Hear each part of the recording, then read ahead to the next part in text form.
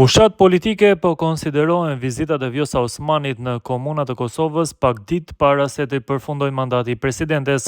Aktivitetet e saj të fundit kanë ngritur aludime se Osmani po përgatitet për të qenë sërish pjesë e garës politike, qoftë brenda lidhjes demokratike të Kosovës ose nëpërmjet një iniciative të re, pas përplasjeve të fundit me LVV-n dhe Albin Kurtin. Osmani, pasi nuk mori mbështetje për një mandat të dytë si presidente, ka nisur disa vizita në komunat të Kosovës dhe e fundit ishte më 22 mars në Podujev, e para e vendit pas dështimit për të zgjedhur presidentin përmes një dekreti, ka shpërndar legjislaturën e 10. Dekreti i saj është vendosur që të shfuqizohet nga gjykata kushtetuese, e cila i ka lënë 34 ditë afat ku vendit që të zgjedh presidentin e ri të vendit, ose përndryshe Kosova do të shkojë sërish në zgjedhje. Kosova Press ka pyetur edhe në zyrën e presidencës për qëllimin e këtyre vizitave të Vjosa Osmanit në qytetet e Kosovës, mirë po të njëjtit nuk kanë kthyer përgjigje. Analisti politik Seb Bytyqi vlerëson se bazuar në indikacionet aktuale, ekzistojnë dy skenar të mundshëm për të ardhmen politike të Vjosa Osmanit.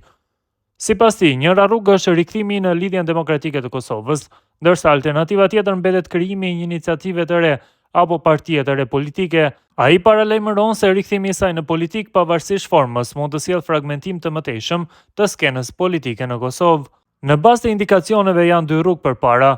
Një është rikthimi në LDK dhe tjetra është formimi i një partie tjetër. Siç po duket, janë bërë disa hapa në atë drejtim. Kjo ose do të jetë brenda strukturave të LDK-s ose me një iniciativë tjetër që sido që të jetë kemi të bëjmë me një rikthim në politik. Kjo nënkupton se do të ketë fragmentim më të mëtejshëm të skenës politike, theksoi ai. Rikthimin aktiv në jetën politike të Osmanit po e sheh edhe antarja e Këshillit të Përgjithshëm të Lidhjes Demokratike të Kosovës, Shqipe Pantina. Sipas saj, do të ishte natyrshme që Osmani të rikthehet në LDK, qoftë drejt për drejt apo përmes një koalicioni parazgjedhor me iniciativën që mund ta themelojë ajo. Zyrtarja e LDK-s e pret krah hapur rikthimin e Vjosa Osmanit. Vjosa Osmani ka filluar disa aktivitete të saj që nuk lidhen drejt për drejt me punën e saj si presidente, që lën për të nënkuptuar se ajo do të rikthehet shumë shpejt në politik, por duket se më e natyrshme dhe në gjykimin tim po ashtu është rikthimi i saj te partia e vjetër, qoftë duke u rikthyer drejt për drejt në LDK apo duke bërë një marrëveshje, nëse ajo tenton të formojë ndonjë iniciativë të re të saj, deklaron ajo. Pantina shton se LDK-ja duhet jetë e hapur për rikthimin e Osmanit, pavarësisht krisive të mëhershme mes tyre. Ajo thekson se përgjegjësia për ndarjen nuk i takon vetëm Osmanit, pasi të dyja palët sipas saj kanë pasur pjesën e tyre të fajit.